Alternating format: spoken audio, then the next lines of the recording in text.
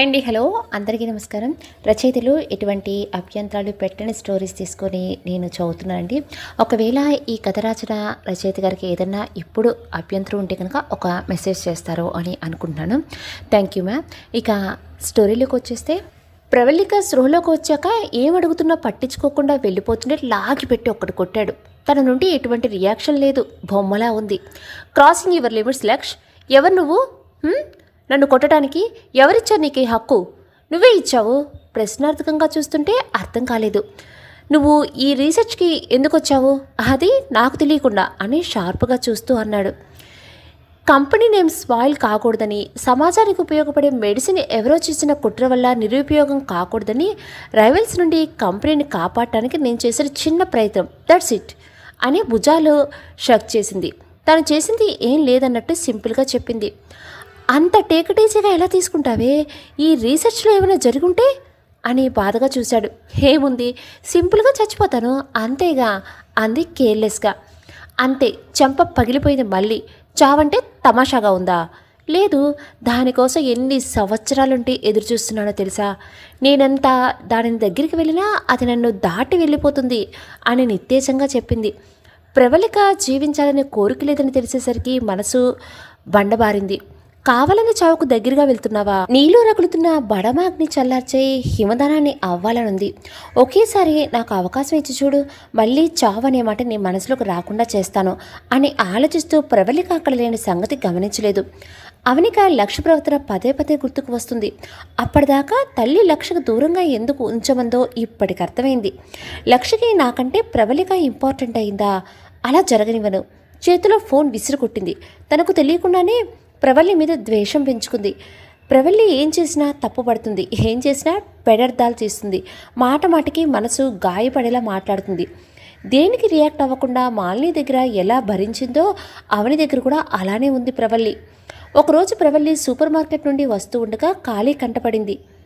తనని చూడగానే కోపంతో రగిలిపోయాడు. నన్ను జైలుకి పంపించి నువ్వు మాత్రం ప్రశాంతంగా ఉన్నావా?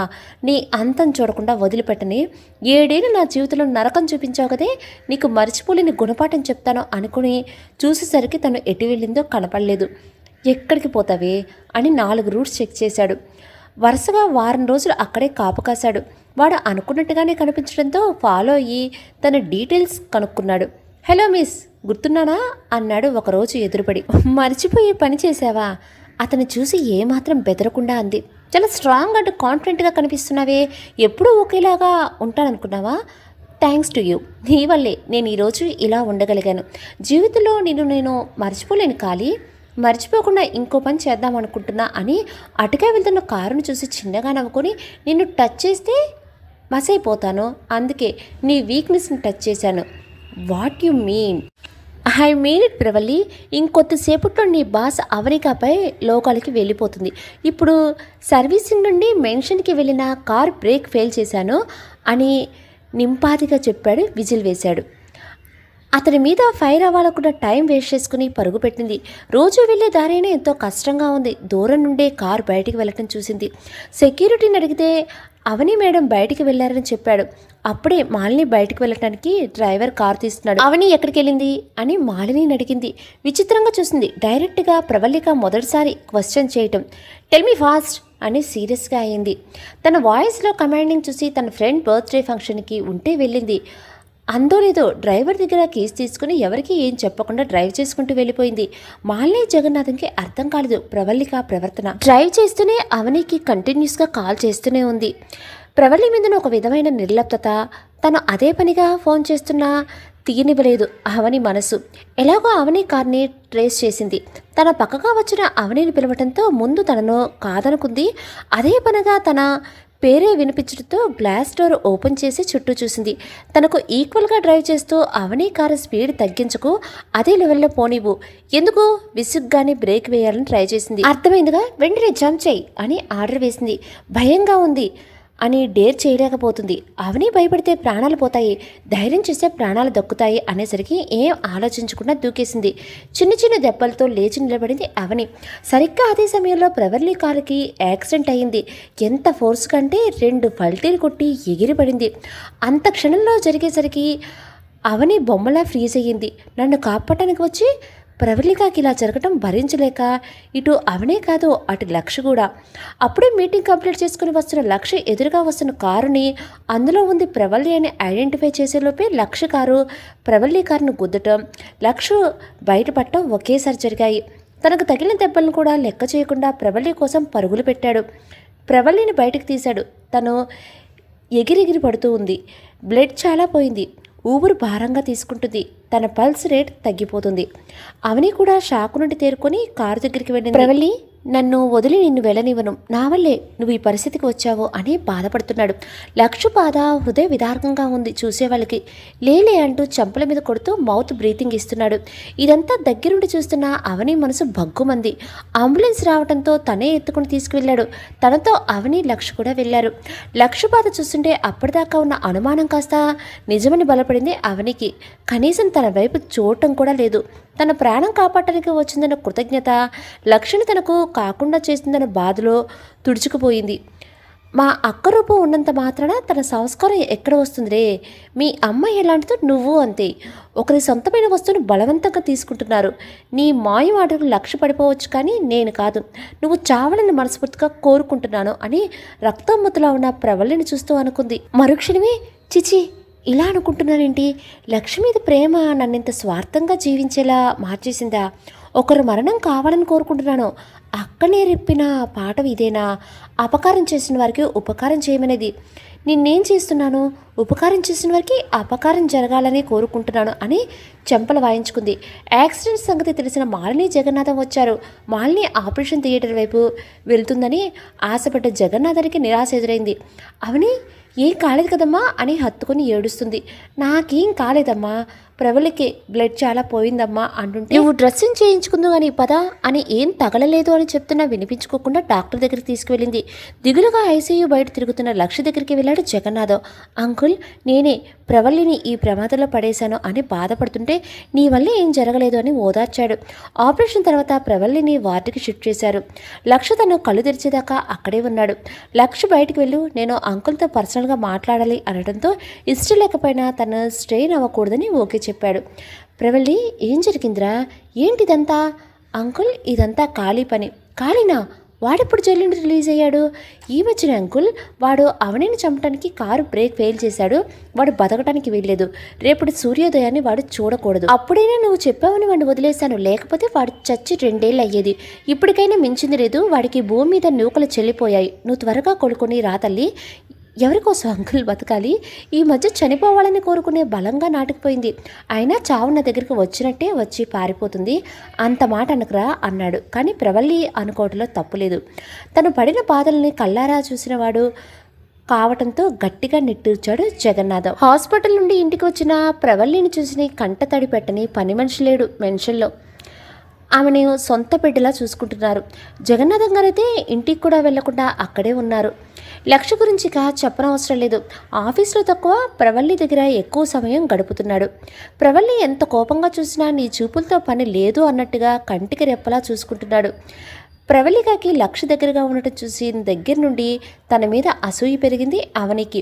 ఈ కోపంతోనే ప్రవళి దగ్గరికి రానివ్వకుండా ఏదో ఒక ప్రాబ్లం క్రియేట్ చేస్తూ లక్షని ఇబ్బంది పెడుతూ ఆఫీస్లో ఎక్కువగా ఉండేలా చేస్తుంది. అవని మీద కోపడలేక ప్రవళిక దగ్గరికి వెళ్ళలేక సతమతం అవుతున్న మనవని చూసి రాజ్ ఆఫీస్కి రావడం మొదలుపెట్టాడు. చాలా వరకు ప్రాబ్లం లక్ష దగ్గరికి వెళ్లకుండా రాజ్ చూసుకుంటున్నాడు. థ్యాంక్ యూ తాతయ్య, నా మనసు తెలుసుకొని టైం ఇచ్చినందుకు. కన్నబిడ్డలను పోగొట్టుకొని జీవత్వంలా ఉన్న మా ముగ్గురిని మనుషులాగా చేయడానికి నువ్వు ఎంత కష్టపడ్డావో, ఎంత తపన పడ్డావో, ఎంత కృషి చేసావో నాకు తెలీదా? మా సంతోషం కోసం నీ వయసును మించిన భారాన్ని నెత్తిన వేసుకుని మోసావు. ఇప్పుడు నీ ఆనందం ఎక్కడుందో తెలిసిన తర్వాత ఈ మాత్రం సహాయం చేయలేనా? నా మనవరాల్ని ఎప్పుడు ఇంటికి తీసుకుని వస్తావు రాజ్ అని అడుగుతుంటే, తాతయ్య మీకు ప్రవల్లి అంటే ఇష్టమేనా? తనొక సర్వెంట్ మాత్రమే అని విస్తుపోయి అడిగాడు. తను ఎవరైనా పర్వాలేదు, నీకు నచ్చితే చాలరా. తను కోలుకోగానే మీ పెళ్ళి. నీకు సమ్మతమేనా? నాకు సమ్మతమే, కానీ నీ మనవరాలుందే మహా జగముండి తన మనసులో ఏముందో బయట పెట్టడం లేదు. తన మనసు విప్పాలనే నా ప్రయత్నం అంతా. సరే తాతయ్య, వస్తా. తనని డాక్టర్ దగ్గరికి తీసుకువెళ్ళాలి అని ఆయన అంగీకారంతో సంబంధం లేకుండా కను మూసే అంతలో మాయమయ్యాడు. లక్షణ ఆపాలని ఎంత ప్రయత్నించినా ఆపడానికి చేత కాలేదు అవనికి. ఆ విసుగులోనే సీసీ ఫుటేజ్లు చెక్ చేసింది.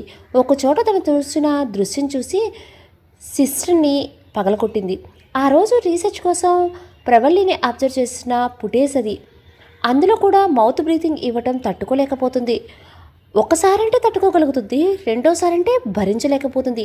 తనకు చెందిన వస్తువుని ఎవరో బలవంతంగా తీసుకున్నట్టుగా ఫీల్ అయ్యింది. ఇలాగ జరిగితే లక్ష్య తనకు దూరం అవటం ఖాయమని మాలినికి దగ్గరికి వెళ్ళింది. ఆ రోజు తాతగారితో మాట్లాడింది. మా పెళ్లి చేస్తానంటే నేను మూర్ఖంగా వద్దని చెప్పాను.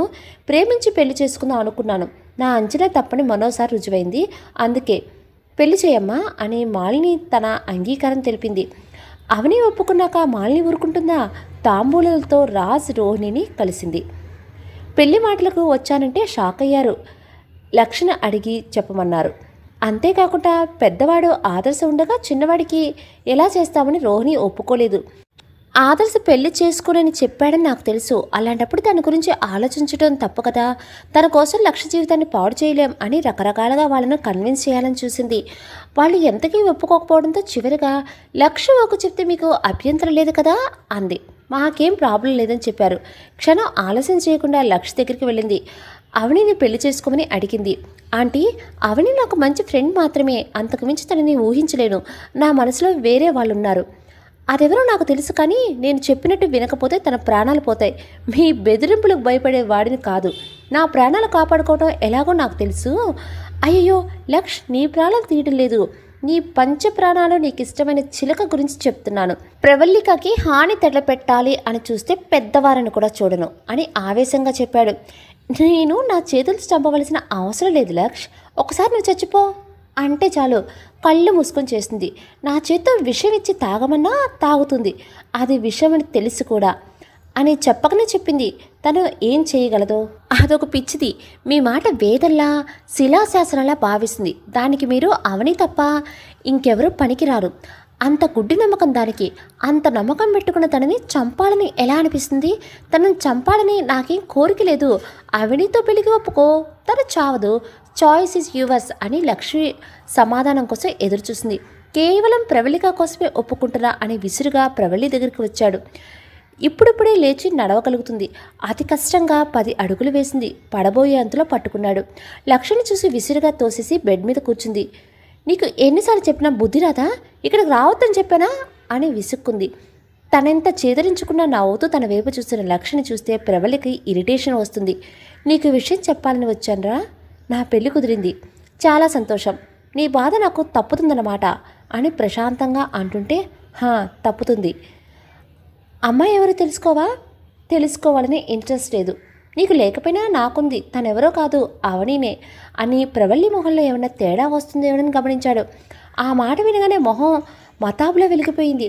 అది లక్ష్య దృష్టిని చేరింది. తనకు సొంతమే దాన్ని ఇంకొవరకు దోచుకొలుతుంటే బాధపడాలి కానీ సంతోషపడతావా అని బాధగా చూశాడు. లక్ష్య మనసు అర్థం కానంతగా బిహేవ్ చేసిన ప్రవల్లిని చూసి లాగిపెట్టి కొట్టాలనిపించింది. ఆ కోపంతోనే తొందరగానే ముహూర్తాలు పెట్టించాడు. రాజ్, రోహిణి, ఆదర్శ్కి ఈ పెళ్లి ఇష్టం లేకపోయినా లక్ష్య మాటను కాదనలేక ఓకే అన్నారు. లక్ష్య ఒక షరతు పెట్టాడు. పెళ్లి సింపుల్గా జరగాలని, దగ్గర బంధువులు తప్ప ఎవరిని పిలవకూడదని చెప్పాడు. అవని పెళ్లి ఎంతో ఆడంబరంగా, అంగరంగ వైభవంగా పెళ్లి చేయాలని కలల కన్నా లక్ష్య చెప్పిన అడ్డంకుల వల్ల అవని సంతోషంగా ఉంటే చాలు అనుకుంది మాలిని. శివమందిరం ముందు పందిరి వేయించారు. ప్రవల్లిని సాధించాలని, పెళ్లిలో ప్రతిక్షణం తన పక్కనే ఉండాలని చెప్పింది. తను ప్రేమించే లక్ష్య నాకు సొంతం అవుతాడనే బాధ నీ కళ్ళల్లో కనిపించాలి అంటే నువ్వు నా పక్కనే ఉండాలి. జరిగేవన్నీ చూస్తూ కుళ్ళు కుళ్ళు ఏడవాలి అనుకుంది. ప్రతి సందర్భం ప్రవల్లి లేకుండా జరగలేదు. అవని ప్రవల్లిని బాధ పెడుతున్నా అనుకున్నది కానీ తనకి అంతులేని సంతోషాన్ని కలిగిస్తుందని తెలుసుకోలేకపోయింది. అన్ని పనులు ఎంతో శ్రద్ధగా, ప్రేమగా మనసు పెట్టి చేస్తుంది. తన కళ్ళల్లో బాధ కనపడక అవనికి పిచ్చి పట్టేలా ఉంది. పెళ్లి కూతురుగా అవనిని రెడీ చేశాక ప్రవల్లి చేతిలో చీర పెట్టి కట్టుకోమని రమ్మంది. నాకెందుకు అంటే, నీ సర్వెంట్ డ్రెస్లో నా పక్కన నిలబడితే నా ఇమేజ్ డ్యామేజ్ అవుతుంది. ముందు మార్చుకోనరా. జరిగే పెళ్లిని ఎవరూ ఆపలేరన్నట్టుగా మాలిని పనులు పురమాయిస్తూనే ఉంది.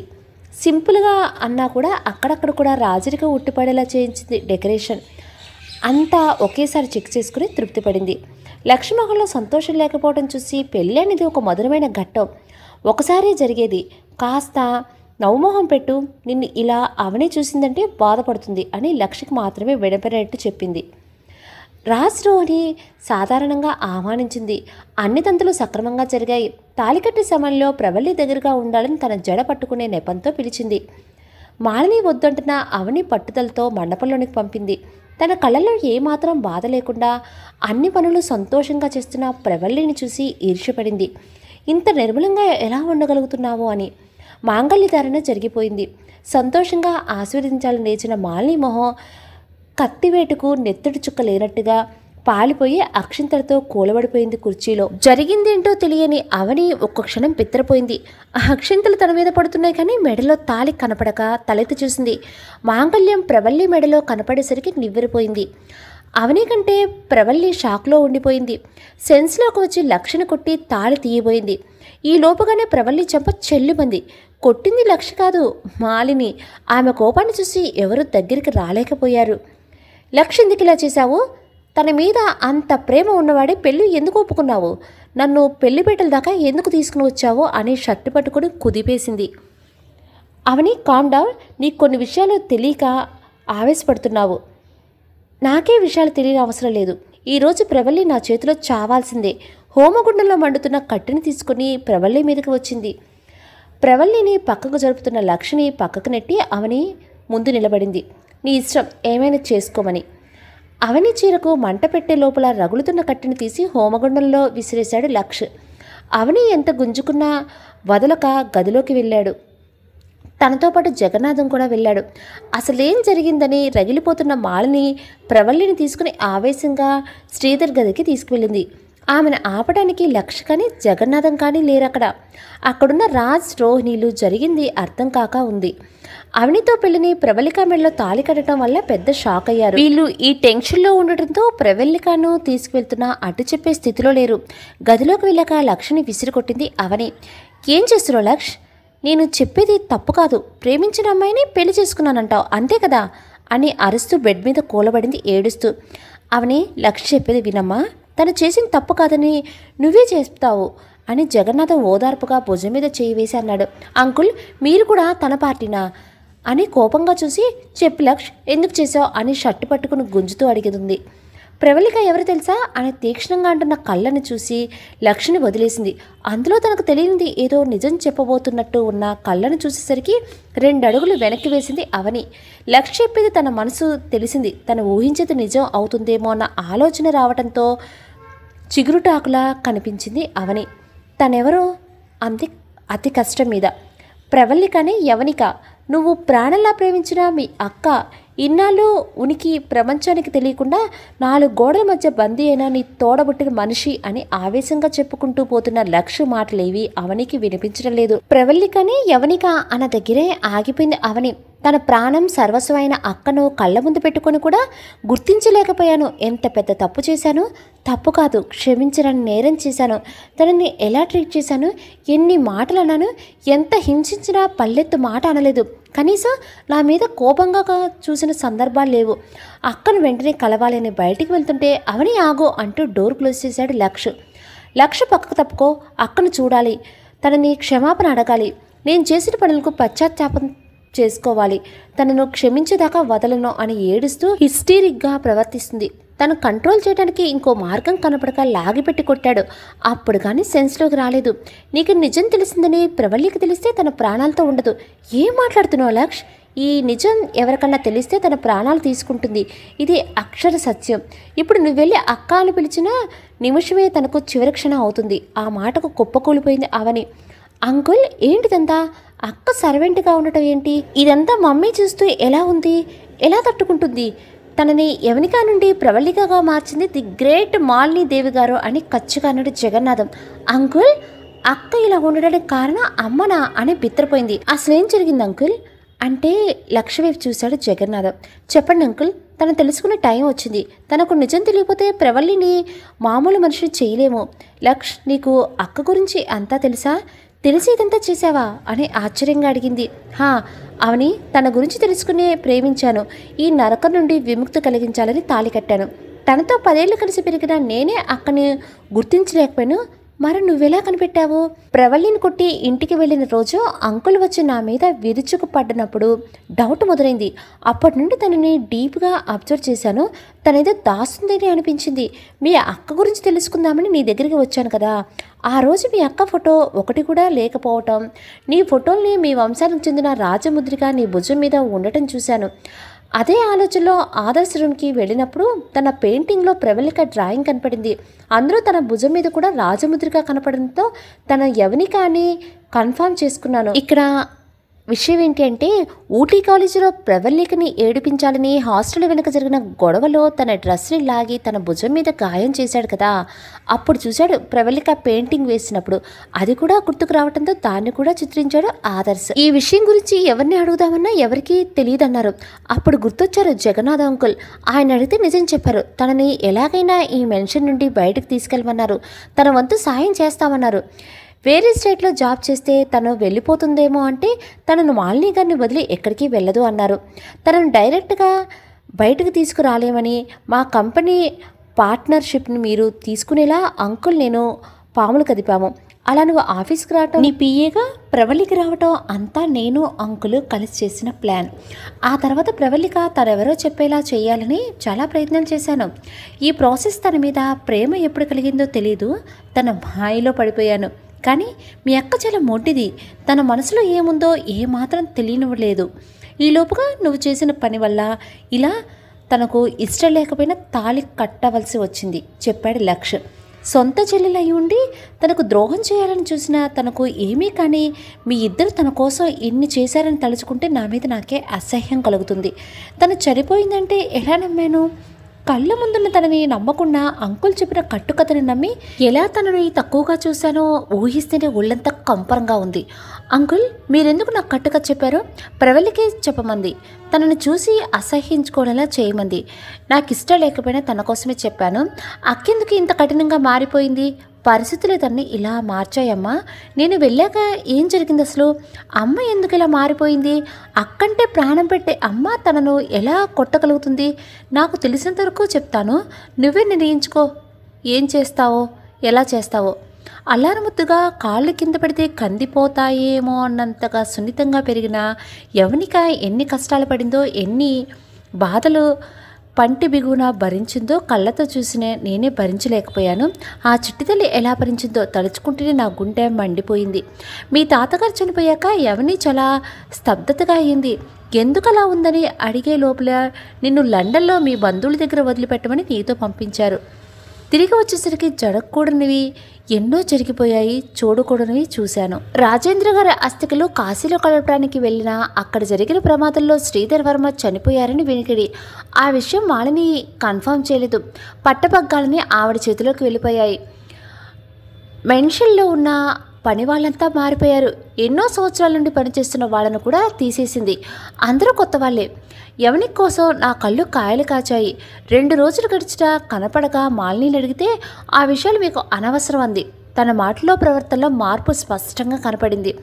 అంతకుముందు ఎంత నమ్రతగా భర్త చాటు భారీగా పిల్లలకు తల్లిగా ఉండే ఆ మనిషినికి రాణి అయ్యింది. తనలో గాంభీర్యం చోటు చేసుకుంది. ఇవన్నీ కాదు నన్ను బాధ పెట్టింది యవని కోసం నా నిరీక్షణ. వారం రోజులైనా కనపడకపోయేసరికి నాలో భయం మొదలైంది. నా భయాన్ని అబద్ధం చేస్తూ సర్వెంట్ క్వార్టర్స్ నుండి సన్నగా మూలుగు వినిపించింది. అక్కడ యవనికను చూసి కడుపు తరుక్కుపోయింది. నేల మీద ముడుచుకొని వణుకుతున్న తనని చూసి యవని ఏమైందమ్మా అని తట్టి లేపడానికి ప్రయత్నించాను. ఒళ్ళంతా కాలిపోయింది. 2 చేతులతో ఎత్తుకొని హాస్పిటల్కి తీసుకెళ్లాను. డాక్టర్ టెస్ట్ చేసి ఆ పాప ఆహారం తీసుకోక ఎన్ని రోజులైంది అని అడిగాడు. ఎవరికైనా కడుపు నింపటమే తెలిసిన ఆ వంశంలో పస్తులు ఉన్న మొదటి ప్రాణి తనే అనుకుంటా అని కన్నీళ్లు పెట్టుకుంటూ వెంటనే బ్రెడ్ కొని తీసుకొచ్చాను. ఆత్రంగా ఆరాటంగా గబగబా తింటున్న యవనిని చూసి జగన్నాథం కన్నీళ్లు ఆగలేదు. ఆ బిడ్డకి ఈ పరిస్థితి ఏంటా అని అనుకుని క్షణం లేదు. కొంచెం శక్తి వచ్చాక ఏంటమ్మా ఇది అంటే, ఏం లేదు అంకుల్, నేను ఒక తప్పు చేశాను, దానికి అమ్మగారే పనిష్మెంట్ ఇచ్చారు అంది. అమ్మను అమ్మగారిని పిలవటం విచిత్రంగా అనిపించింది. యవని ఏం జరిగింది అన్న మౌనంగా ఉంది, కానీ ఏం చెప్పలేదు. ఆ తర్వాత తెలిసింది యవనిని పని మనిషిగా చూస్తుందని, తను సర్వెంట్ క్వార్టర్స్కి షిఫ్ట్ చేసి తన పేరు కూడా మార్చిందని. స్కూల్ కూడా మాన్పించింది. గార్డెన్ పని చేస్తుంది. ఎండ పొడ తగలని పిల్ల వేడి తట్టుకోలేక సున్నితమైన తన శరీరం ఎర్రగా కందిపోయింది. కాళ్ళకు బొబ్బలు వచ్చేవి. రాత్రి వాటి బాధ భరించలేక పొర్లి పొర్లి ఏడ్చేతాడు. ఏడుపు వినలేక నాతో పాటు రామ్మా, కలువ కొంచెం తాగుదాం, మాకు ఉన్న దాంట్లో నిన్ను రాణిలా చూసుకుంటాను, ఇక్కడ దాసిగా బతకడం ఎందుకమ్మా అంటే, అంకుల్ నేను రాను అని మొండికేసింది. ఒకరోజు తనకిష్టమైన పాట వస్తుంటే తనకు తెలియకుండానే కాళ్ళు కదిలాయి. తను నాట్యం చేయడం చూసిన మాలిని తన కాళ్ళ మీద వాతలు పెట్టింది. తను పెట్టిన గావు కేక మనుషుల్లో మారు మ్రోగిపోయింది. ఎన్ని రోజులు తను నడవడానికి ఇబ్బంది పడిందో పాపం. యవనిక గుర్రపు స్వారీ అంటే చాలా ఇష్టం. గుర్రాల వైపు ఆశగా చూస్తున్న యవనికి కొత్తగా వచ్చిన పొగరబోతూ గుర్రాన్ని పంచుకు చేసుకోమంది. అంత చిన్నపిల్ల దాన్ని అదుపు చేయలేదని చెప్పినా వినలేదు. యవని దాన్ని మంచుగా చేసుకోలేక నానా అవస్థలు పడి కాళ్ళు చేతులు విరగొట్టుకుంది. ఆ తర్వాత గుర్రాల వైపు కన్నెత్తి చూడలేదు. ఇలాగా బాధ పెడుతూ కన్నీరు కారుస్తూ ఇన్నూ భరిస్తూ వచ్చింది. నా బలవంతం మీద చదివించమని అడిగితే 10వ తరగతి ప్రైవేటుగా రాయించింది ప్రవళిక పేరుతో. తనొక అనాథ అని చెప్పి స్కాలర్షిప్ ఇప్పించగలిగాను. తన ఇంట్లో పనిచేస్తూనే కాలేజీకి వెళ్ళి వచ్చేది. ఆ కాలేజీలో పోకిరే ఖాళీ. వాడి చూపు ప్రవళి మీద పడింది. చాలా రకాలుగా ఇబ్బంది పెట్టేవాడు. నాకు కూడా చెప్పలేదు. ఒకరోజు ఉన్నట్టుండి ఏడుస్తూ వచ్చింది. ఏం జరిగిందని అడిగితే ఖాళీ ఏడిపిస్తున్నాడని చిరిగిన డ్రెస్ చూపించింది. కూతురుగా కాకపోయినా ఒక ఆడదానిగా జాలి చూపిస్తుందని అనుకున్నా. కానీ యవనిని అలా చూసినా కూడా తన మనసుకు మారలేదు. పైపెచ్చు ఏం చేయమంటావు అని సీరియస్ అయింది. ఇక్కడికి ఏదైనా గొడవ తీసుకొచ్చావంటే పనిష్మెంట్ ఏంటో తెలుసు కదా అని హంటర్ చూపించింది. అసలే భయంతో వణికిపోతున్న అవని హంటర్ తలుచుకోగానే స్పృహ తప్పింది. సర్వెంట్స్ చెప్పి తన గదిలో పడుకోబెట్టమంది. ఆ రోజు మా అమ్మగారి బాగోలేక ఊరెళ్ళాను. అదే నేను చేసిన పెద్ద తప్పు. తిరిగి వచ్చేసరికి యవని ఇప్పుడున్న ప్రవళిలాగా మారిపోయింది. తన కళ్ళల్లో నిత్తేజం, మాటలో మౌనం. ఎంత బాధ వచ్చినా చుక్క కన్నీరు కార్చని రాయిగా మారిపోయింది. ఏం జరిగిందో అర్థం కాలేదు. అడిగినా చెప్పలేదు. చివరికి ఒక సర్వెంట్ చెప్పిన నిజం విని మాలిని పశువా మనిషా అని రగిలిపోయేలా చేసింది. ఖాళీ ఎలా వచ్చాడో యామిని గదిలోకి వెళ్ళి తనని పాడు చేయబోయాడు. అమ్మా అమ్మా అని యవని పెట్టిన అరుపులు అందరూ వచ్చారు, కానీ మాలిని బయటకు రాలేదు. మిగతా వాళ్ళు తలుపులు బద్దకొట్టాలని రక్షించాలని ప్రయత్నించారు. వారి బారి నుండి కాపాడుకునే దారి లేక చేతి నరం కట్ చేసుకుంది. అదే సమయంలో వాడు అన్న మాటలకు పోతున్న ప్రాణాన్ని తిరిగి తెచ్చుకుంది. నన్ను పంపించిందే మీ అమ్మ, నిన్ను లొంగ తీసుకుంటే పెళ్లి చేస్తానని చెప్పింది అన్నాడు. అప్పటిదాకా ఏదో చిన్న ఆశతో బతుకుతున్న యవని గుండె ముక్కలైంది. కన్న తల్లే కూతురు నాశనాన్ని కోరుకుంటుందనే నిజం తెలిసిన యవని మనసు మొద్దుబారిపోయింది. కన్నీళ్ళు ఇంకిపోయాయి. దాని స్థానంలో తెగింపు వచ్చింది. రక్తం కారిపోతున్న లెక్క చేయకుండా వాడి మీద తన కోపం, ఆవేశం, ఆవేదన కలిసి వాడు నన్ను వదిలే దండం పెడతా అని స్థితిలోకి తీసుకుని వచ్చాయి. వాడిని మాలిని చూస్తుండగానే కుక్కని ఈడ్చుకుపోయినట్టు లాక్కెళ్ళి పోలీస్ స్టేషన్లో పడేసింది. యవని పరిస్థితి చూసిన పోలీసులకి జరిగిందేంటో అర్థమైంది. తనకు ట్రీట్మెంట్ ఇవ్వడానికి వచ్చిన డాక్టర్స్ తనకి సెడిడోస్ ఇవ్వబోతే వద్దంది. స్టిచెస్ వేసేటప్పుడు భరించలేరు అన్నా వద్దంది. స్టిచెస్ వేసిన డాక్టర్స్ ఆశ్చర్యపోయాడు. తన బాధపడినట్టుగాని ఒక కన్నీటి చుక్క కూడా రాల్చకపోయేసరికి బండరాతి గుండె అనుకున్నాడు. ఆ రోజు ఇంకిపోయిన కన్నీళ్ళు ఇప్పటి వరకు బయటికి రాలేదు. తనని చూస్తే ఎలా ఉందో తెలుసా? బుగ్గల నిండా చేతివేళ్ల గుర్తులు, పంటిఘాట్లు చూసి తట్టుకోలేక యవనిక అని పిలిచాను. ఆ పేరుతో నేను పిలిచిన ఆఖరి పిలుపు. నన్ను అలా పిలవకండి అంకుల్. యవనిక నిన్న రాత్రే చచ్చిపోయింది. కన్న కూతురు జీవితాన్ని కాలరాయమన్న కామాంధునికి తన మద్దతు తెలిపిన ఒక కన్న తల్లి అంతరంగం తెలిసిన యవనిక గుండె పగిలి చచ్చిపోయింది అంకుల్. ఇప్పుడు నేను బతికి ఉంది ఒకరి కోసం మాత్రమే, అది కూడా ప్రవళికగా బతుకుతాను అని తన నిర్ణయం చెప్పింది యవనిక. కాదు ప్రవళిక. ఖాళీకి జైలు శిక్ష పడింది.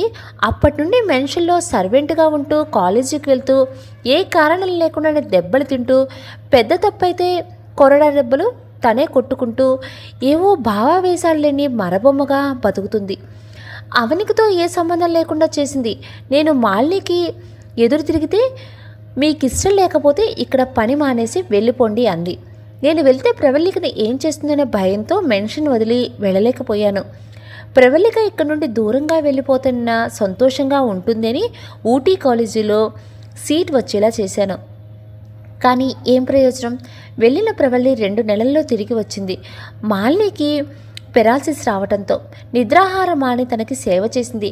తను లేచి తిరగాలని కేరళ తీసుకెళ్లి వైద్యం చేయించింది. ఎందుకమ్మా ఇవన్నీ చేస్తున్నావు? నిన్ను పురుక్కన్న హీనంగా చూసే మనిషి బాగుపడాలని ఎందుకు కోరుకుంటున్నావు? తను కన్నతల్లయ్యుండి నా నాశనం కోరుకోవచ్చు, బిడ్డగా తను బాగుండాలని కోరుకుంటున్నాను. తాతయ్య చెప్పేవాడు అపకారికి ఉపకారం చేయమని. తను నాకు అపకారం తలపెట్టినా నేను తనకి ఉపకారమే చెయ్యాలి అనుకుంటున్నాను. ఆ మాటలు విన్నా మాలినిలో మార్పు వస్తుందనుకున్నా. సంవత్సరం పాటు నిద్రాహారాలు మాని తన లేచి తిరిగేలా చేసిన ప్రవళికకు దక్కిన బహుమానం ఏంటో తెలుసా? 100 కొరడా దెబ్బలు. ఆ క్షణమే నాకు చావు ఎందుకు రాలేదా అనిపించింది. మాలినికి ఏ సమస్య వచ్చినా ముందు నిలబడి పరిష్కరించేది. నా ప్రోద్బలంతోనో MBA చదివింది. అమెరికా వస్తుందని తెలిసిన ఆనందం ఒక నిమిషం కూడా ఉండలేదు ప్రవళికకి. తన గురించి తెలిస్తే తట్టుకోలేదని నా చేత కట్టుకథ చెప్పించింది. ఈ నిజం 3వ కంటికి తెలిసిందంటే ప్రాణాలు తీసుకుంటాడని బెదిరించింది ప్రవళి. లక్ష్య వచ్చి అడిగినా చెప్పదలుచుకోలేదు. కానీ తన మాటలో నిజాయితీ, పట్టుదల చూశాను. ప్రవళికకి మంచి రోజులు రావాలని తనకి నిజం చెప్పేశాను. తను ఎవరికే ప్రవళికని తెలిసినా కూడా తెలియనట్లే ఉన్నాడు. ఇప్పుడు చెప్పు, లక్ష్య చేసింది తప్పంటావా అని తీక్షణంగా చూస్తూ అడిగాడు జగన్నాథం. అవని ఇప్పుడు అర్థమైందా లక్ష్య ఇలా ఎందుకు చేశాడో అని ఓదార్పుగా భుజం మీద చేయి వేసి తన పక్కనే కూర్చొని అడిగాడు. తన పడిన బాధలు ఒక్కొక్కటి వింటుంటే కళ్ళు వరద గోదారయ్యింది అవనికి. అసలు కన్నతలు చేసే పనులేనా ఇవి? అక్క ఎందుకు భరించింది? ఇన్ని బాధలు పడుతూ అమ్మ మాట ఎందుకు వింటుంది? ఇంట్లో నుండి వెళ్ళిపోయి ఎక్కడో ఒకచోట హాయిగా ఉండొచ్చు కదా, ఎందుకు ఎందుకు అని పొగిలి పొగిలి ఏడుస్తుంది. తనని ఆపడానికి ఇద్దరికీ చేత కావటం లేదు. తన బాధే వర్ణాతీతం అనుకుంటే మరి ప్రవళిక పడిన బాధను ఏమని వర్ణించాలో తెలియటం లేదు లక్ష్యకి. మొదటిసారి విన్నంతగా ఎమోషనల్ అయ్యాడు. ప్రవళి స్థానంలో తనను ఊహించుకోవడానికి కూడా భయపడుతున్నాడు. అంకుల్, అక్క ఎలా తట్టుకుంది? నాన్న చనిపోయి అమ్మ నిరాదరణకు గురై నేను దగ్గర లేక నరకం ఎక్కడో కాదు ఇక్కడే చూసింది, అంత చిన్న వయసులోనే. తప్పులేదు అంకుల్, అక్క ఏ ఎమోషన్స్ లేకుండా ఉండటంలో. ఇంత జరిగినా తన మనసులో బాధ, కన్నీళ్ళు ఎక్కడి నుండి వస్తాయి? అవి ఎప్పుడూ ఖాళీ అయ్యాయి అంటూ జగన్నాథని పట్టుకుని బోరుమంది. మాలిని గదిలోకి వెళ్ళగానే షరామావులే ప్రవళి చెంప మీద హస్తాక్షరాలు తమ గుర్తును వేశాయి. ఎప్పటిలాగానే ప్రవళిక ఏ భావం లేకుండా నిల్చుని ఉంది. తన కర్తవ్యం ఏంటో తెలిసినట్టుగా హంటర్ వైపు అడుగులు వేసింది. ఆగు అని హోంకరించింది. అక్కడే ఆగిపోయి మాలిని వైపు తిరిగింది. లక్ష్యకు నువ్వంటే ఇష్టమని తెలిసి కూడా అవని కోసం నిన్ను చంపుతానని బెదిరించా, అయినా బెదరకుండా నీ మెడలో తాళి కట్టాడంటే తన గట్స్కి మెచ్చుకోవాలి అంటూ రాయల్గా రాకింగ్ చైర్లో కూర్చుంది. నిన్ను ఎలాగైనా కాపాడుకునే ధైర్యం, నిన్ను తీసుకువెళ్ళగలగన్న దమ్ము గుండె నిండా ఉంది తనకి. నిన్ను తీసుకువెళ్తుంటే ఆపగలిగే శక్తి నాలో లేకపోవచ్చు, అతన్ని ఆపలేను, కానీ నిన్ను ఆపగలిగే శక్తి ఉంది. ఎప్పుడు చూసే చూపే ఈరోజు తీక్షణంగా ఉంది ప్రవళి వదనంలో. ఏం చేస్తారో అన్నట్టు. నిన్ను కొట్టను, తిట్టను, సింపుల్గా నీ ప్రాణం తీస్తాను అంటే అర్థమైందనుకుంటాను అని పిడికిలి బిగించింది. అంతే, మాలిని గొంతు ప్రవళి పిడికిల్లో బిగుసుకుంది. ఊపిరి తీసుకోవటం కష్టమే, కన్ను తల్లిని చంపుతావా అనేసరికి తను చేసిన తప్పు అర్థమే వదిలేసింది. నీకు 2 దారులు ఉన్నాయి. ఒకటి లక్ష్యతో వెళ్ళి ఈ నరకం నుండి తప్పించుకోవటం, 2 ఇక్కడే ఉండటం. మొదటి దానికి ఇష్టపడితే ఆలోచించుకో. నువ్వు ప్రవళికగా మారి పని మనిషికే ఎందుకు మారావో, నేను ఎన్ని ఇబ్బందులు పెట్టినా ఇక్కడే ఎందుకు ఉంటున్నావో, ఈ గడప దాటిన మరుక్షణం తన గురించి ఆలోచించడం మర్చిపోవాలి. ఇంతకాలం తన కోసమే నువ్వు ఇక్కడ ఉన్నా అని నాకు తెలుసు. తనే లేకపోతే నన్ను ఇక్కడే సమాధి చేసి నువ్వు స్వేచ్ఛగా బయటికి ఎగిరిపోయేదానివి. ఇదే నీ చివరి అవకాశం. లక్ష్య కావాలో లేక సంవత్సరానికి ఒకసారి కలిసే ఆ ప్రాణి కావాలో, ఒకసారి వద్దనుకుంటే మళ్ళీ జీవితంలో తనని చూడలేవు. నిర్ణయం నీకే వదిలేస్తున్నా అని చిటికెలు వేస్తూ ఊయల్లో ఊగుతుంది. రాజ్, రోహిణీలు తేరుకున్న ప్రవళిక ఎక్కడా అని అడిగారు. ఆదర్శ్ చుట్టుపక్కల చూసి లక్ష్య గురించి అడిగాడు ఎక్కడున్నాడా అని. అవనికి నువ్వు లోపలికి తీసుకువెళ్ళాడని తెలిసి మెన్షన్లో వెతుక్కుంటూ వెళ్ళాడు. అన్ని గదులు చూస్తూ ఒక గది తలుపు వేసి ఉండడంతో లక్ష్యనే పిలిచాడు. ఆదర్శ్ పిలుపు దూరంగా వినిపించడంతో అవని చెప్పింది గుర్తుందిగా, ప్రవళికే ఎవని కానీ ఎవరికీ తెలియకూడదు అని చెప్పాడు దగ్గరికి వెళ్ళి. ఈ విషయం మన ముగ్గురు మధ్య ఉంటుంది బావా అనేసరికి లక్ష్ జగన్నాథం వింతగా విచిత్రంగా చూశారు. నమ్మలేకపోతున్నారా? అదే మా అక్క అంటే తన మీద ప్రేమ ఎటువంటిదో మీకు అర్థమై ఉంటుంది. ఏ క్షణమైతే తను నా అక్క అని తెలిసిందో ఆ నిమిషమే నీ మీద ఎటువంటి ఫీలింగ్స్ లేకుండా పోయాయి. అక్క భర్త ఏమవుతాడు? భావే కదా. అవని, నువ్వు ఇంత తొందరగా నిజాన్ని డైజెస్ట్ చేసుకుంటావు అనుకోలేదు. చెప్పాను కదా, ఇదంతా మా అక్క వల్లే. తనకు చెందిన వస్తువు మీద నేను ఆశపడను, పడలేను కూడా. ఇప్పుడు కూడా నా కోసమే నిన్ను కాదనుకుంటుంది. ఈ సంగతి కూడా నాకు తెలుసు. నా గురించి ఆలోచించి నీతో రమ్మన్నా రాదు. కానీ నువ్వు మాత్రం ఊరుకోకు లక్ష్. సారీ బావా, ఈ పిలుపుకి అలవాటు పడటానికి టైం పడుతుందేమో. తనని నయానో భయానో తీసుకువెళ్ళు. నువ్వు చెప్పినా చెప్పకపోయినా నేను చేసే పని అదే చెప్పాడు లక్ష్ స్థిరంగా. ఆదర్శ అరుపులు ఎక్కువ అవడంతో విధిలేని పరిస్థితిలో తలుపులు తీశాడు. అక్కడ ఉన్న వాళ్ళని చూసి ప్రవళిక ఎక్కడా అన్నాడు గదంతా చూస్తూ. కింద లేదా అని ఆశ్చర్యంగా అడిగాడు లక్ష్.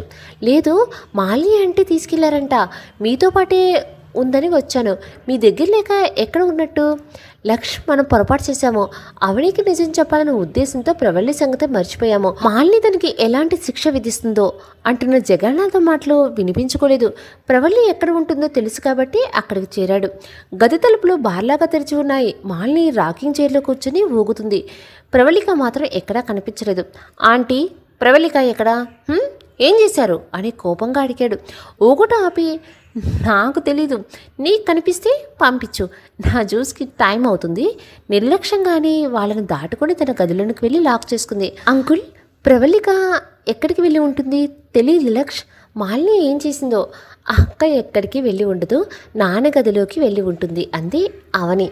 ఇది మీ నాన్న గదే కదా? ఇది ఆయన పడక గది. నాన్న ఎక్కువగా స్టడీ రూమ్లోనే ఉంటారు. అక్క ఎక్కడ మెన్షన్లో కనపడలేదంటే అక్కడే ఉంటుంది. నాన్నతో మాట్లాడుతూనో పుస్తకాలు చదువుతూనో ఉంటుందని పరుగుపెట్టింది. తనతో పాటు లక్ష్మి, మిగతా వాళ్ళు కూడా. ఆ గది దగ్గరకు వెళ్ళేసరికి అవని పరుగు వేగం తగ్గింది. అడుగు అడుగు పడుతుంది. ఇంతకాలం ఎవరో తెలియక ప్రవర్తించింది. ఇప్పుడు తన అక్కే అని తెలిసిన తర్వాత మనసు ఉద్వేగానికి గురవుతుంది. తనని చూసిన అక్క అని పిలవకుండా ఉండగలదా? తనివి తీరా హత్తుకొని ఏడవకుండా కంట్రోల్ చేసుకోగలదా అనుకుంటూ తడబడుతూ మెల్లిగా తలుపులు తీసింది. ఆ గది ఎన్ని రోజుల నుండి శుభ్రం చేయలేదో ఏమో. దుమ్ము, ధూళి, బూజు వంటి ఉంది. అందులో మనుషుల్ని జాడలేదు. తను అక్కడ కూడా లేకపోవడంతో నిరాశపడి లక్ష్మీవైపు తిరిగి లేదన్నట్టు తల అడ్డంగా ఊపింది. అంకుల్, ఈ మెన్షన్కి రహస్యమైన దారులు ఉన్నాయా? నాకు తెలిసి లేవు లక్ష్ అని నిట్టూర్పు వదిలాడు. నిరాశగా బయటికి వెళ్ళి తాతాబామ్మలకు విషయం చెప్పడంతో రోహిణి మాలినితో మాట్లాడతానని ఒక్కతే వెళ్ళింది. రోహిణి రావడం చూసి లేచి నిలబడింది మాలిని. ఈ మర్యాదలు అవసరం లేదు, మా ఇంటి కోడలను పంపిస్తే తీసుకువెళ్తాను. ఇక్కడ ఉంటే తీసుకువెళ్ళండి. నువ్వు వెళ్ళమని చెప్పేదాకా రాదు. తను ఈ ఇంటికి ఎవరైనా కానివ్వు, కానీ ఇప్పటి నుండి కుద్రా ఇంటి కోడలు. అది గుర్తుపెట్టుకుని తనతో మర్యాదగా ప్రవర్తించు అని సున్నితంగా హెచ్చరించింది. ఆదర్శ వచ్చి ప్రవల్లి సర్వెంట్ క్వార్టర్స్లో ఉన్నది, కానీ మనతో రానంటుంది అని చెప్పడంతో రోహిణి అక్కడికి వెళ్ళింది. ప్రవల్లి, తలుపు తీయమ్మా అని 4 సార్లు పిలిచేసరికి తీసింది. అందరినీ అక్కడే ఉండమని చెప్పి ఆవిడ మాత్రమే లోపలికి వెళ్ళింది. తనను పరిశీలనగా చూసింది. తన కళ్ళు రకరకాల భావాలు పలుకుతున్నాయి. మొహం అంతా వడిలి కళావిహీనంగా ఉంది. మెడలో ఉన్న మాంగళ్యం మాత్రమే కొత్తగా ఉంది. ఎందుకు మాతో రానంటున్నావు అని అసలు విషయానికి వచ్చింది. ఎందుకు రావాలి అని సూటిగా చూసి, ఇది మెడలో వేస్తే పెళ్ళవుతుందా? ఇలాగే పశువులు కూడా పలుపుతాడు, మెడలో వేసి తీసుకెళ్తారు. ఇప్పుడు మీ మనవడు చేసింది కూడా అదే. నా ప్రమేయం లేకుండా తాళి కట్టేస్తే తను చెప్పినట్టు వినాలా? నన్ను ఒక పశువులాగా జమ కట్టాడా అని ఆవేశంగా అంది. అంత మాట అనకు, వాడు చేసిన తప్పే కావచ్చు. ఇదంతా నీ మీద ఇష్టంతోనే చేశాడు. ఇష్టం ఒకరికుంటే సరిపోదు, ఇద్దరికీ ఉండాలి. ఇప్పుడేమంటావు ప్రవల్లి? నేను మీతో రానంటున్నాను. ఇలా ఎన్నాళ్ళు? దానికి మౌనమే సమాధానమైంది. రోహిణి ఇంకేం మాట్లాడలేదు. రాజుతో ఇంటికి పదమంది. లక్ష్ నోరు తెరిచేంతలో బామ్మ అన్నీ ఆలోచించి ఉండే ఈ నిర్ణయానికి వచ్చుంటుంది. తన మీద నమ్మకం ఉంది కదా అని రాజ్ అనటంతో ఇంకేం అనలేకపోయాడు. అందరూ కుద్రా హౌస్కి చేరారు. ప్రవల్లిక ఇలాంటి నిర్ణయం తీసుకుంటుందని అసలు ఊహించలేదు అవనిక. లక్ష్ వాళ్ళు వెళ్ళిపోయాక మాలిని అడగాలని ఆమె దగ్గరికి వెళ్ళింది. అవనిని చూడగానే దగ్గరికి తీసుకుని, చెప్పాను కదా దానివల్ల నువ్వు బాధపడతావని, పక్కలో బల్లెల్లో మనల్నే పొడుస్తుందని చెప్తే వినలేదు అని మాట్లాడుతూ ఉంది. తల్లి గురించి విన్నాక ఆమె స్పర్శని భరించలేకపోతుంది అవని. ఆ మనసులో ఉన్న బాధ, ఆవేశం, కోపం అంతా తీర్చుకోవాలని ఉంది. యవనిక గురించి అడిగితే మాలిని ఎలా రియాక్ట్ అవుతుందనే భయంతో ఆగిపోలేదు. తనకు నిజం తెలిసిందని ప్రవళికకు తెలిస్తే తన ప్రాణాలతో ఉండదనే ఊహే భరించలేక తనలోనే భావోద్వేగాలను మనసులోనే సమాధి చేసింది. ఎందుకు ఇలా చేశావో అన్నట్టు చూస్తున్న జగన్నాథం చూపుల్ని భరించలేక, అంకుల్ అందో లేదో తన చెంప పగిలిపోయింది. నీ మీద చేయి చేసుకోవడానికి బాధగా ఉంది ఉన్నా నువ్వు చేసిన పని నాకు నచ్చలేదు, అందుకే ఈ దెబ్బ. ఇప్పటికైనా ఈ నరకం నుండి వెళ్ళిపోతావనుకుంటే నువ్వు ఇలా నీ జీవితాన్ని చేతుల నాశనం చేసుకుంటావా? లక్షకి ఏం తక్కువ? అన్ని సుగుణాలు మూర్తిభవించిన మనిషి, నీ కష్టాలను కన్నీళ్లను తీర్చడానికి వచ్చిన వ్యక్తి. దేవుడు నీకు ఎన్ని బాధలు పెట్టినా లక్ష లాంటి జీవిత భాగస్వామిని ఇచ్చి తను చేసిన తప్పుని సరిదిద్దుకున్నాడు. ఆ అవకాశాన్ని కూడా కాలదనుకున్నావు. ఇంకా ఆ దేవుడు కూడా నిన్ను బాగు చేయలేడు అని తన ఆవేదన అంతా ప్రవల్లి ముందు వ్యక్తపరిచాడు. ఆయన బాధ అర్థమవుతున్న ప్రవల్లి ఆయనకు ఎదురుగా చెప్పలేదు. ఎంత చెప్పినా తను వినకపోయేసరికి విసుకొచ్చి మానేశాడు. అవని తన గదిలో తీవ్రంగా ఆలోచిస్తుంది. అసలు అక్క సమస్యకు పరిష్కారం ఉందా లేదా? జీవితం మొత్తం ఇలాగే ఉండిపోతుందా? లేదు, తన జీవితం మోడు కావడానికి వీలేదు. ఇప్పటి వరకు తను పడిన బాధలు చాలు, ఇప్పుడైనా తను సంతోషంగా ఉండాలి. నాకు నిజం తెలిసిందని అక్కకు తెలియకుండా, అమ్మ అక్కని ఏడిపించకుండా అక్కా భావనను కలిపే మార్గం చూడాలి.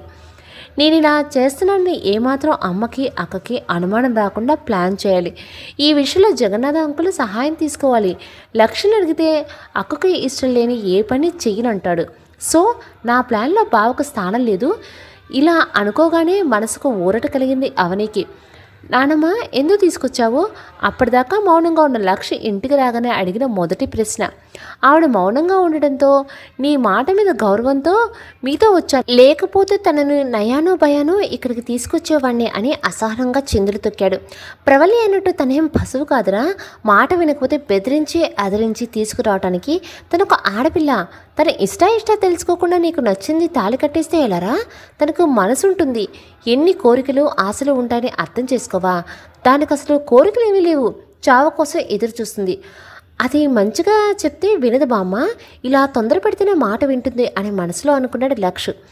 ప్రవల్లిని అదిరించో బెదిరించో ఈ ఇంటికి తీసుకురాకు, తనని ప్రేమతో ఇంటికి వచ్చేలా చెయ్యి, అప్పుడే తను ఉండగలుగుతుంది. అప్పటిదాకా ఎలాంటి పిచ్చి వేషాలు వేయకు అని తన నిర్ణయం చెప్పేసింది రోహిణి. మీ బామ్మ చెప్పింది బాగుంది, ఆ పని మీద ఉండు అని రాజు రోహిణికి మద్దతు ఇచ్చాడు. తాతయ్య మీరెప్పుడు బామ్మ మాటకి ఎదురు చెప్పారులే, తన అంటే తందన అంటారు, డూడు బసవన్న తల ఊపటమే కానీ ఎప్పుడన్నా ఎదురు చెప్పారా? మీరు వినటమే కాకుండా మమ్మల్ని వినేలా ఇరికిస్తున్నారు అని రాజుని కొర మింగేలా చూశాడు. రోహిణి లోపలికి వెళ్ళటం చూసి ధైర్యంగా ఇన్ని మాటలు అన్నాడు రాజుని. తను కనుక విన్నదంటే అట్లకడ వాతలే. తను లేని టైం చూసి తాత మీద విరుచుకుపడతారు మనవాళ్ళు ఇద్దరు. వీళ్ళకు ఆయన దగ్గర చనువు ఎక్కువ కావడంతో సరదాగా మాట్లాడుతూ ఆడుకుంటారు. మీరేమన్నారండి? పెళ్ళంచాటు మొగుడని, బామ్మ ముందు పిల్లిని, ఏమనుకున్నా సరే ఈ విషయం తను చెప్పిందే సబబుగా ఉంది, తన మాటే నా మాట అని టీవీగా గ్రీన్ హౌస్కి వెళ్ళిపోయాడు రాజ్. లక్ష కోపంగా సామానంతా చిందరవందర చేస్తుంటే, ఏంట్రా నీ బాధ అంటూ చెల్లాచెదురుగా పడిన సామాన్ని సర్దుతున్నాడు. నీకు తెలీదా ప్రవల్లి ఎంత మొండిదో? దానికి ప్రేమ గురించి తెలిసేలా చేయటం నా వల్ల అయ్యే పనేనా?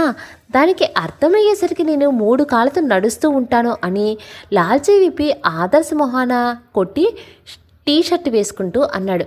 మొహాన పడిన లాల్చిని మంచం మీద గిరాటి వేసి, ఏంట్రా అందరూ 2 కాళ్ళతో నడుస్తారు, 3వ కాళ్ళు ఏంట్రా అని తన వైపుకు తిప్పుకొని అడిగాడు. ఇది కూడా తెలీదా అని నెత్తి మీద కొట్టి, తాత ఎలా నడుస్తాడు? కాళ్ళతో. అబచ్చా నాకు తెలియదులేరా, నడవటానికి ఊతకర్ర వాడతాడుగా, అదే 3వ కాలు. అంటే ఏం అర్థం కాక మొహం అదోలా పెట్టాడు.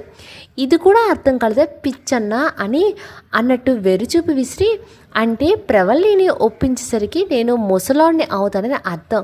డిప్ప మీద ఒక్కటిచ్చాడు. అప్పటికి కానీ ఆదర్శ్కి బల్బు వెలగలేదు. మాలిని బలవంతంగా భోజనం చేయడానికి తీసుకుని వచ్చింది అవనిని. మెట్లు దిగుతూ ప్రవల్లి కోసం వెతికింది. తను రాలేదేమో అనుకుంటూ ఉండగా కిచెన్లో నుండి డిషెస్ తీసుకుని వస్తున్న ప్రవల్లికి కనబడింది. అత్తారింట్లో రాణిలా మర్యాదలు పొందవలసిన దాన్ని ఇక్కడ పని మనిషిగా సేవలు చేస్తున్నావు అని తననే చూస్తూ దిగులుగా కాలు స్లిప్ అయింది. ఎలాగో నిలదొక్కుంది. కానీ ఈ లోపుగానే ప్రవల్లి చేతిలో బౌల్ కింద పడి వేగంగా అవనిని చేరింది. తనను పట్టుకున్న ప్రవల్లి చేతిని ఆర్తిగా తడిమింది. ఇన్నాళ్ళు ఈ స్పర్శని ఎలా గుర్తించలేకపోయానో, నా ప్రాణం నా దరిదాపుల్లో ఉన్నా తెలుసుకోలేని అజ్ఞానంలో ఉండిపోయాను. ఇప్పటికైనా లక్ష్య వల్ల తెలిసింది. కానీ లేకపోతే బతికి ఉన్నంతకాలం అక్కని ద్వేషిస్తూనే ఉండేదాన్నేమో అనుకోగానే కళ్ళు తడిబారాయి. 2 కన్నీటి బొట్లు ప్రవల్లి చేతి మీద పడగానే అవనిని సూటిగా చూసింది. తన చూపులు నీకు నిజం తెలుసా అని ప్రశ్నించినట్టు అనిపించడంతో ప్రవల్లికి అనుమానం రాకూడదని చేతిని విసిరిగొట్టింది మనసు చంపుకొని. నా దగ్గరికి రాకు, నా పక్కనే ఉంటూ నాకే ద్రోహం చేస్తావా అంటూ అరిచి ఫ్లవర్ వాజు పగలకొట్టింది. ప్రవల్లి మనసులో బీజం పడుతున్న అనుమానాన్ని ఆదిలోనే తుంచేసింది. తన మీద ద్వేషం తప్ప ప్రేమ లేదని నింపాతిగా ఉంది. అవని ఆవేశం చూసి మాలిని కంగారు పడింది. నీ కష్టంగా ఉంటే తను నీ కళ్ళ ముందుకు రాదులే అని కళ్ళతోనే ప్రవల్లిని ఆజ్ఞాపించింది. తన మాటల్లో భావం అర్థమే అక్కడి నుంచి వెళ్తుంటే, ఆగు, ఎక్కడికి వెళ్ళేది? నువ్వు చేసిన పనికి నీ శిక్ష ఏంటో తెలుసా? ప్రతిక్షణం నువ్వు నా కళ్ళ ముందు ఉండాలి. నీ తప్పు ప్రతిక్షణం నీకు గుర్తు చేస్తూ ఉండటానికి అని ఆవేశంగా అరిచింది. మాల్య కూడా అవని మాటని కాదనలేకపోయింది. మీటింగ్స్తో బాగా టైర్డ్ అయిన లక్ష్య అలసటగా కళ్ళు మూసుకున్నాడు. మే ఐ కమిన్ సార్ అని ప్రవల్లి పిలుపులాగా అనిపించి తను భ్రమ అనుకొని కళ్ళు తెరవలేదు. ఇంత జరిగాక తను ఆఫీస్కి వస్తుందా? నాకు అంతటి అదృష్టం ఎక్కడుంది? తను కాదనుకొని మళ్ళీ తన గొంతు వినిపించడంతో కళ్ళు తెరిచాడు. నిలువెత్తు బంగారం పోత పోసినట్టు శిల్పంలా నిల్చున్న ప్రవల్లిని చూసేసరికి అప్పటిదాకా ఉన్న తలనొప్పి అలసట అంతా ఎగిరిపోయింది.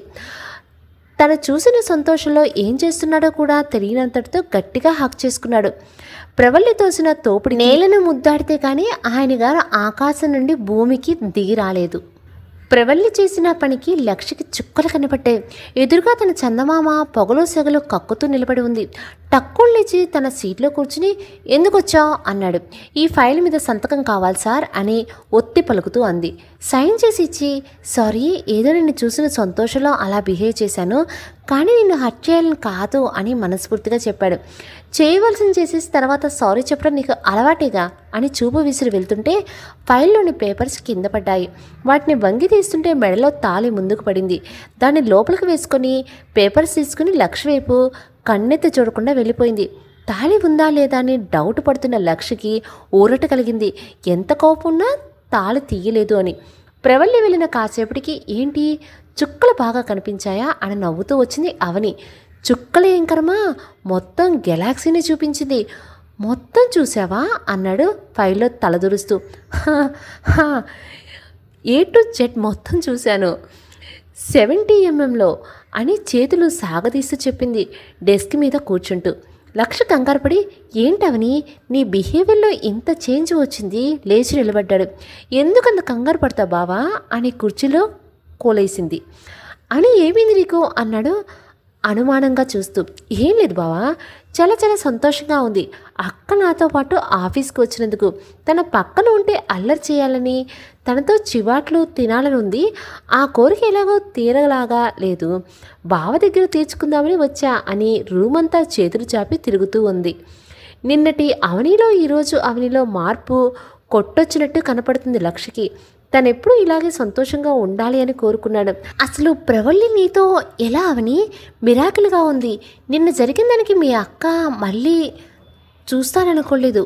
తిరగటం ఆపి నువ్వు కూడా ఎక్స్పెక్ట్ చేయలేదు కదా అని లక్ష్య ఎదురుగా కూర్చుని దట్ ఈజ్ అవని అని స్టైల్గాని మా అక్క ఏ రూట్లో వెళ్తే నా మాట వింటుందో అదే రూట్లో వెళ్ళా అని వెయిట్ తిప్పుతూ తను చెప్పే విధానం చూసి చిన్నపిల్ల కనిపించింది. ఏ రూట్లో వెళ్ళావో నవ్వుతూ అడిగాడు. స్ట్రైట్గా వెళితే మాట వినదని రివర్స్లో వెళ్ళా. ప్లాన్ వర్కౌట్ అయింది. ఏం చేసావేంటి? మాకు కాస్త జ్ఞానబోధ చేస్తే మేము అదే దారిలో వెళ్తాం గురువుగారు, అలాగే చెప్దాము వత్సా అని నవ్వుకున్నారు. బాగా ఎక్కువైంది కానీ అసలు విషయానికి రా అని నెత్తి మీద తట్టాడు. వస్తున్న బావగారు తన మీద సాఫ్ట్ కార్నర్ చూపించేసరికి అనుమానం వచ్చేసింది. ఇలా కాదని నా ప్రేమని పెళ్ళిని దోచుకున్నావు, నా పక్కనే ఉంటూ నన్ను మోసం చేశావు అని నా మాటలు అన్నాను. అలా అని నిన్ను వదిలిపెడతానని అనుకోకు, నాతోనే ఉండాలి, నా పనులన్నీ చేయాలి, ఆఫీసు రావాలి అన్నా. నువ్వు చెప్పినవన్నీ చేస్తాను కానీ ఆఫీసుకు రానంది. లక్ష్మిని చూస్తే ఆగలేవా అనేసరికి సర్రును చూసింది. తన మీద ఫీలింగ్స్ లేనప్పుడు రావడానికి ఏంటి ఇబ్బంది? నిన్నేమన్నా మీ అత్తగారింటికి రమ్మంటున్నానా? అంత గింజుకుంటున్నావు? నన్ను చూసి లక్ష్మి నువ్వు తప్పు చేశామని బాధపడాలి, అప్పుడే నా కడుపు మంట చల్లారుతుందని అన్నానో లేదో టక్కును ఒప్పేసుకుంది. నీ మీద అంత కోపం కసి ఉంది. ఎలాగో ఆఫీస్ వరకు తీసుకొచ్చాను, ఇక తన్నుకుంటారో తరంబ్రాలు పోసుకుంటారో మీ ఇష్టం అని చెప్పేసి రిలాక్స్ అయ్యింది. అప్పుడే రిలాక్స్ అయితే ఎలా అని, నువ్వు చేయాల్సింది ఇంకో పని ఉంది. ఏం చేస్తావో ఎలా చేస్తావో తెలీదు. నీ ప్లేస్లో ప్రతి మీటింగ్కి ప్రవళి అటెండ్ అవ్వాలి బావా అని గట్టిగా అరిచి లేచి గొంతు పట్టుకుంది. లక్షది కాదు, తనదే. అవని స్టాప్ ఇట్ అని లేచి చేతులు తీశాడు. నువ్వు చెప్పింది చేయడం కన్నా చావటం చాలా సులభం. అక్కడ నీతో మీటింగ్స్ పంపించాలా? అది అయ్యే పనినా అని గడగడా వాటర్ తాగేసింది. ఇప్పటికే అనుమానంగా చూస్తుంది. నీతో మీటింగ్స్కి వెళ్ళమంటే పక్క డౌట్ వస్తుంది. నాకు నిజం తెలిసిందని అర్థమైతే ఏం జరుగుతుందో నీకు తెలుసుగా.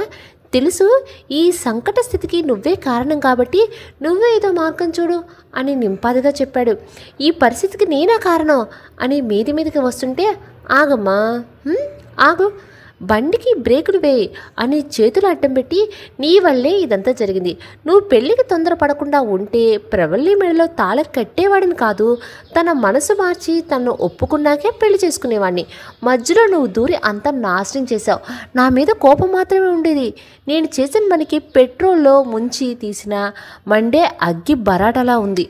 నేను కనుక నీ ప్లేస్లో ప్రవల్లిని రమ్మంటే ముందు నన్ను కాల్ చేసింది, ఆ తర్వాత నిన్ను. నిజమే బావా, అంతా నా తొందరపాటు వల్లే అని లక్ష వర్క్లో బిజీగా ఉండటంతో దాని గురించి ఆలోచిస్తూ చూసుకోకుండా గుద్దేసింది. సారీ నీ డాష్ ఇచ్చిన మనిషిని చెప్తూ ఆదర్శ్ నువ్వా అని ఆఫీసులో ఇలా పెయింటింగ్ ఎగ్జిబిషన్ కాదు దారి తెప్పి వచ్చినట్టునో అని టీజ్ చేసింది. అవని అని గుర్రుగా చూసి లక్ష సైన్ కోసం రమ్మన్నాడు, అందుకే వచ్చా, లేకపోతే నాకు బిజినెస్కి అస్సలు పడదు అని తేల్చి చెప్పాడు. నేను ఇంచుమించుగా నీలాగే అని ఆదర్శ్తో మాట్లాడుతూ నడుస్తుంది. ఆదర్శ్కు కాల్ వస్తే మాట్లాడాడు. డల్గా ఉండేసరికి ఏమైంది అని అడిగింది. ఇవాళ ఆర్గనైజేషన్స్ కోసం డ్యాన్స్ ప్రోగ్రామ్ కండక్ట్ చేశాము. లాస్ట్ మినిట్లో ఆ డాన్సర్కి హెల్త్ బాగాలేదంట, రానని చెప్పింది. ఇంకో గంటలో ప్రోగ్రామ్ ఎలా అరేంజ్ చేయాలో అర్థం కావటం లేదని ఎవరికో కాల్ చేస్తున్నాడు. అవనికి సూపర్ డూపర్ ప్లాన్ మైండ్లో తలుక్కుమంది. ఆదర్శ్ కాల్ కట్ చెయ్యి అని హడావుడి చేసింది. ఏంటవని అని అర్థం కాక చూస్తుంటే తన ఫోన్ లాక్కొని కట్ చేసి తన ప్లాన్ చెప్పింది. సూపర్గా ఉందవని అని హైపే ఇచ్చుకొని తన ప్లాన్ని ఇంప్లిమెంట్ చేశారు ఇద్దరూ కలిసి. లక్ష కాన్ఫరెన్స్ మీటింగ్లో అవని కోసం ఎదురు చూస్తున్నాడు. టైం అవుతుంది, అవని కాల్ చేశాడు. అప్పుడే ప్రవల్లి లోపలికి వస్తూ కనిపించడంతో షాక్ అయ్యి ఫోన్లో అవని బావా అని పిలుస్తున్నా పట్టించుకోలేదు. ప్రవల్లి వచ్చి సార్ లైన్లో ఎవరో ఉన్నారు అనేసరికి నువ్వు కంటిన్యూ చేయి, నేను వస్తున్నా అని బయటికి వెళ్ళి అవని ఏంటి ఈ మిరాకిల్ అని ఆశ్చర్యపోతూ అడిగాడు. మరి అవని అంటే ఏమనుకున్నావు? వెళ్ళి మీటింగ్ అటెండ్ అవ్వు, ఎలా జరిగిందో ఈ అద్భుతం అనేది తర్వాత డీటెయిల్డ్గా చెప్తాను. బై బావగారు, ఎంజాయ్ విత్ యువర్ ఎనిమీ అని పెట్టేసింది. ఎలా ఆ పజిల్ని ఒప్పించావో కానీ చాలా హ్యాపీగా ఉంది అవని. కొన్ని రోజులు పడుతుంది అనుకున్నా కానీ ఇంత ఫాస్ట్గా నా ఆశ నెరవేరుస్తావని అనుకోలేదు అని అవనికి మనసులోనే థ్యాంక్స్ చెప్పుకొని మీటింగ్ అటెండ్ అయ్యాడు. మీటింగ్ అయ్యాక ప్రవళిక వెళుతుంటే వెళ్ళకు, డిస్కస్ చేయాలి అనేసరికి ఎందుకు అంది. ఎందుకంటే ఈ ప్రాజెక్ట్ గురించి డిస్కస్ చేయాలి, అవని ప్లేస్లో వచ్చినప్పుడు తన పనులన్నీ చేయాలి అని ఓరకంట తన ఫీలింగ్స్ అవ్వడానికి ప్రయత్నిస్తున్నాడు. ఇదెక్కడి గోల్రా బాబు అనుకుంటూ ఫైల్స్ టేబుల్ మీద విసిరి కొట్టి కూర్చుంది. చెప్పు అన్నట్టు అంత కోపంగా అందే కానీ ప్రాజెక్టు గురించి మాట్లాడుతుండేసరికి పూర్తిగా లీనమైంది. తన సజెషన్స్ ఇస్తూ మార్పులు చేర్పులు చేస్తూ 3 గంటలు గడిచిపోయాయి. లక్ష్కైతే అదంతా కళలా ఉంది. తన రూపాన్ని కళ్ళల్లో బంధించి చూసుకుంటూ ఉన్నాడు. లక్ష్ సంతోషం చూసి అవని లోపలికి వచ్చి తెల్లా ఆగిపోయి వెనుతిరిగింది. అక్క, భావన అర్థం చేసుకుంటే బాగుండు అని డ్రీమ్స్లోనికి వెళ్ళిపోయింది వాళ్ళ పిల్లల దాకా. హలో మేడం, ఏ లోకల్లో ఉన్నారు అని ఆదర్శ్ చిటికి వేసేదాకా డ్రీమ్స్లోనే ఉంది. అక్క అనబోయి ఆ విషయం ఎవరికీ తెలియకూడదని ఆ మాట గొంతు దాటి రానివ్వక ప్రవల్లి లక్ష కలిసిపోయి వాళ్లకు పిల్లలు పుడితే ఎలా ఉంటారని ఆలోచిస్తున్నా. ఎలా ఉంటారో, ప్రవల్లిలాగా సీరియస్గా ఉంటారా లేక లక్షలాగా కూల్గా ఉంటారా? నువ్వేమో పిల్లల దాకా వెళ్ళావు, వాళ్ళకంకా అంత సీన్ లేదు. 4 గంటల నుండి బిజినెస్ విషయాలు తప్పితే పర్సనల్ విషయాల వరకు వెళ్ళటం లేదు. లక్ష్య ఏమన్నా ప్రవల్లిక ఒక్క చూపుకి నోరు మూసేస్తున్నాడు. వీళ్ళు ఇలా ఉంటే నువ్వు పిల్లల దగ్గరికి వెళ్ళావు, సో ఫన్నీ కదా అని నవ్వుతుంటే, షటప్ ఆదర్శ్, నవ్వకు, నేను అనుకుంటున్నది జరుగుతుంది, చూస్తుండు అని కాస్త సీరియస్గా చెప్పింది. ఆదర్శ్ అవనిని వింతగా చూస్తున్నాడు. నిన్నటి దాకా లక్ష్మిని పెళ్లి చేసుకోవాలని ఆరాటపడ్డ మనిషి ఒక్క రోజులోనే ఎంత మారిపోయింది. తనను కాదని ఇంకెవరినో పెళ్లి చేసుకున్నా బాధపడకుండా వాళ్ళ ఆనందంగా ఉండాలి, వాళ్ళ ఫ్యూచర్ గురించి కళ్ళకంటుంది. ఏంటి అమ్మాయి అని ఆశ్చర్యపోయి అదే విషయం అడిగాడు. సింపుల్ ఆదర్శ్, లక్ష్య మనసులో నేను లేనని తెలిసాక ఎంత బాధపడి ఏడ్చినా తను నాకు దక్కుతాడా? నెవర్. అలాంటప్పుడు మనసు బాధ పెట్టుకోవటం ఎందుకని వాళ్ళ సంతోషం కోరుకుంటున్నాను. ఇప్పుడు చూడు ఎంత సంతోషంగా ఉన్నానో అని నా ప్రాణమైన అక్క కోసం చేశానని నీకు చెప్పలేను ఆదర్శ్ అని మనసులో అనుకుంది అవని. అవని మాటలు విన్నాక తన వ్యక్తిత్వం మీద గౌరవం ఏర్పడింది. తనకు తెలియకుండానే అభిమానం పెరిగిపోయింది. కాలేజీ వదిలిన తర్వాత ఏ ఆడపిల్ల ఇంత అట్రాక్ట్ అవ్వలేదు ఆదర్శ్. అవని మీద గుడ్ ఇంప్రెషన్ ఏర్పడింది తన థాట్స్ వింటుంటే. ప్రవల్లి రావడంతో అవని పై చెప్పి వెళ్ళాడు ఆదర్శ్. కబర్లో ఉన్న అవనిని చూసి, ప్రోగ్రాం బాగా జరిగిందా? సూపర్గా అని గట్టిగా హక్ చేసుకుంది. అక్క అని తెలిసిన దగ్గర నుండి తనకు దూరం ఉండలేకపోయింది. అలానే అల్లరి చేస్తే కనిపెట్టేసిందని ఆకాశం దొర్లిపడేలా ఇలా తనని ఆరాటాన్ని తీర్చుకుంది. అవని అనే అనుమానంగా ప్రవల్లి పిలిచేసరికి తడబడి అక్కడ పిల్లల సంతోషం చూసి తట్టుకోలేక మీటింగ్ ఎలా జరిగింది అని మేటర్ని డైవర్ట్ చేసింది. కాసేపు దాని గురించి డిస్కస్ చేసి తర్వాత ఫైల్ తీసుకుని లక్ష్య క్యాబిన్కి వెళ్ళింది. తనలో తను నవ్వుకుంటున్న లక్ష్యం చూసి, బావగారు మంచి జోరు మీద ఉన్నారే, ఏం చేసిందేంటి మా అక్క అని ఫైల్స్ లక్ష్య ముందు విసిరి స్టైల్గా కూర్చుంది. ఓవర్ అయింది అవని, మీ అక్కను తలుచుకుంటే నవ్వేందుకు వస్తుంది, ఏడుపు వస్తుంది, కానీ అంత టార్చర్ పెట్టిందా? టార్చర్ కాదే, నరకం చూపిస్తుంది. మీ అక్క కానీ కంపెనీకి సీఈఓ అయ్యిందంటే ఇలాంటి 10 కంపెనీలు ఒంటి చేత్తో నడిపించగలదు. ఫాస్ట్ డిసిషన్స్ తీసుకోవటం, రిస్క్ ఉన్నా ముందుకు వెళ్ళటం.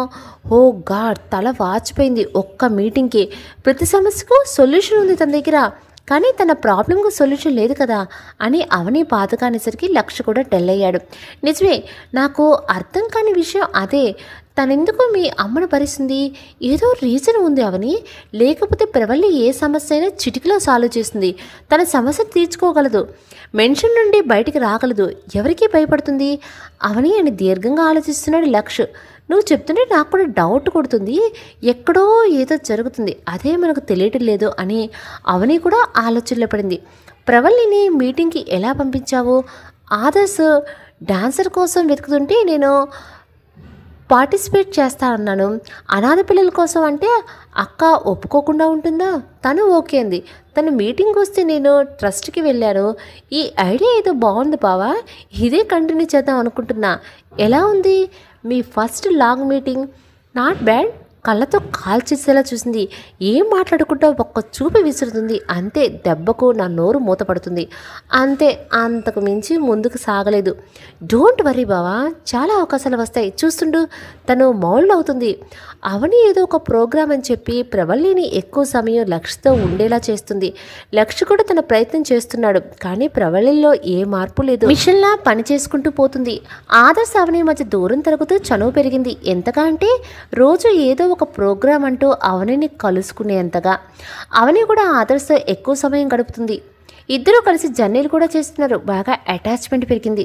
ఒకరోజు సడన్గా ప్రపోజ్ చేశాడు. అవని షాక్లో ఉండిపోయింది. ఏం చెప్పాలో తెలియక సతమతం అవుతుంది. ఏ నిర్ణయమైనా నిర్భయంగా చెప్పమనటంతో కాసేపు సుదీర్ఘంగా ఆలోచించింది. ఆదర్శ్ మీద మంచి అభిప్రాయమే ఉంది, అది ఒక రీజన్ అయితే తను లక్ష్యకి అన్నయ్య, ఆదర్శని పెళ్లి చేసుకుంటే అక్కతో శాశ్వతంగా ఒకే చోట ఉండొచ్చు అనే ఆలోచన రావడంతో ఏ సంకోచం లేకుండా ఒప్పుకుంది. ఆదర్శ సర్ప్రైజ్ అయ్యాడు. ఆ సంతోషంలో అవనిని హక్ చేసుకున్నాడు. అవనికి నోట్లో మాట రాకుండా పోయింది. ఆదర్శ్ అని హెచ్చరించేసరికి సారీ అని దూరం జరిగాడు. అవనిని మెన్షన్ దగ్గర వదిలిపెట్టాడు. అదే టైంలో ప్రవల్లి తోటలోకి వెళ్తుంటే ఇంత రాత్రిపూట ఎక్కడికి వెళ్తుందని ఫాలో అయ్యింది. శివమందిరం వైపు వెళ్ళింది. అటుగా వెళ్ళి లోపల చెట్టు కొమ్మ తగిలి 2 నిమిషాలు లేట్ అయింది. గుడి దగ్గరంతా వెతికింది. ఎక్కడా ప్రవల్లి లేదు. ఇప్పుడే కదా ఇటు వచ్చింది, అంతలో ఎలా భయమైంది? 1కి 10 సార్లు చూసింది. మళ్ళీ ఫోన్ చేసేసరికి అవని మెన్షన్లోకి వెళ్ళక తప్పలేదు. ఉదయాన్నే వచ్చి ప్రవల్లి కనిపించకుండా పోయిన చోటుకి వెతికింది. ఏ క్లూ దొరకలేదు. ఈ విషయం లక్ష్యకి చెప్పింది. నీ అనుమానం ఏంటి? అక్కడ ఏమన్నా రహస్య మార్గం ఉందంటావా? అవుననుకుంటుందా? ఎన్నిసార్లు వెతికానో నాకు ఏమాత్రం అర్థం కాలేదు. అక్కను రోజు అదే టైంకి ఫాలో అయ్యా. తనకు అనుమానం వచ్చిందేమో కాసేపు మందిరంలో కూర్చొని వస్తుంది. అందుకే కొన్ని రోజులు దాన్ని ఫాలో అవ్వలేదు, తనకు డౌట్ రాకూడదని. ఓకే అవని, తను ఏ టైంలో వెళ్తుంది? రాత్రి 10:30, 11 మధ్యలో అనుకుంటా. సరే అయితే ఇవాళ నువ్వు వెళ్ళకు, నేను వస్తాను. ఆ రహస్యం ఏంటో కనుక్కుంటాను. సరే బావా అని వెళ్తుంటే ఈ మధ్య ఫ్లైట్ జర్నీలు, డ్యాన్స్ ప్రోగ్రాంలు ఎక్కువయ్యాయి, కాస్త తగ్గిస్తే మంచిది అని సూటిగా చూస్తూ అన్నాడు. ఆ మాటకి అవని గతుక్కుమంది. అది బావా అని నసుకుతుంటే ఏం చెప్పొద్దు, ఆదర్శ్ అంతా చెప్పాళ్లే. మీ అక్క ప్రాబ్లం సాల్వ్ అయితే నేనే మీ దగ్గరుండి పెళ్లి చేస్తాను. అప్పటిదాకా కాస్త డిస్టెన్స్ మెయింటైన్ చెయ్యి అనేసరికి బుగ్గల్లాగి థ్యాంక్ యూ బావా అని తిరిగి చూడకుండా పారిపోయింది. పిచ్చిపిల్ల అని నవ్వుకున్నాడు. అవని వల్ల నాకు చెల్లెలు లేదు అనే కోరిక తీరిగిపోయింది అని లక్ష అనుకున్నాడు. లక్ష అవని సిగ్నల్ కోసం వెయిట్ చేస్తున్నాడు. మెన్షన్ బయట కార్లో. టైం అవుతుంది. అవని కాల్ చేయకపోవడంతో తనే చేశాడు. బిజీ అని వస్తుంది. నన్ను రమ్మని చెప్పి అవని ఏం చేస్తుంది అనుకున్నాడు. అవని ఆదర్శ ఫోన్లో బిజీగా ఉంది. లక్ష్ని రమ్మన్న సంగతే మర్చిపోయింది. లక్ష కాల్ రావడంతో ఇవాళ బావ చేతిలో అయిపోయాను అనుకుంటూ ఆదర్శ్ కాల్ కట్ చేసి లక్షకి కనెక్ట్ చేసింది. బావా ఎక్కడ? మెన్షన్ బయట, త్వరగా రా, 2 నిమిషాల్లో లక్ష దగ్గర ఉంది. బయటే ఉండకపోతే లోపలికి రావచ్చు కదా బావా. మీ అమ్మకు నా మీద పీకల్లాగా కోపం ఉంది. నన్ను చూస్తే హైపర్ అవుతుందని రాలేదు. ఆవిడతో వాదనకు దిగలేను, అందుకే ఇక్కడే ఉన్నా. అది సరే కానీ నన్ను రమ్మని నువ్వేంటి ఫోన్ లిఫ్ట్ చేయో అని యుద్ధానికి దిగాడు. అది బావా అని నసుకుతూ ఆదర్శ్ కాల్ చేశాడు అని సిగ్గుపడుతూ కారు మీద ముగ్గులు వేసింది. దాని మీద ఏం గీకుతావు కానీ నీ ప్రేమ సంగతి తర్వాత ముందు నా ఎనిమి సంగతి చూడు. ఎక్కడుంది? లవ్లో పడితే ఎలా ఉంటుందో ఎక్స్పీరియన్స్ ఉంది కాబట్టి అవనిని ఏం అనకుండా మేటర్కి వచ్చాడు. మీ అక్క ఇక్కడ? వచ్చే టైం అయింది బావా అంటూ అదుగు బావా వెళ్తుంది అంది.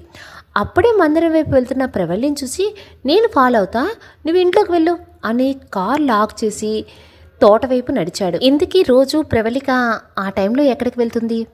లక్ష తన వెనకాల వెళ్ళి ఆ రహస్యాన్ని కనుక్కోగలుగుతాడా? అసలు ఆ రహస్యం ఏంటి? తన తల్లి అంత బాధపడుతున్నా సరే మౌనంగా ఉండటానికి ఈ రహస్యానికి సంబంధం ఉందా? ఇక లక్షతో తన జీవితాన్ని గడుపుతుందా? అత్తగారింట్లో తను కాలు పెడుతుందా? వీటన్నిటికీ ఆన్సర్ రేపు లాస్ట్ ఎపిసోడ్లో నేను మీకు చదివి వినిపిస్తాను. అన్నట్టు స్టోరీ నచ్చింది కదా, ఒక చిన్న లైక్ చేసేస్తారు అని అనుకుంటున్నాను. రేపు మార్నింగ్ కరెక్ట్గా ఇదే టైంకి మళ్ళీ కలుద్దాం. అప్పటి వరకు థ్యాంక్ యూ.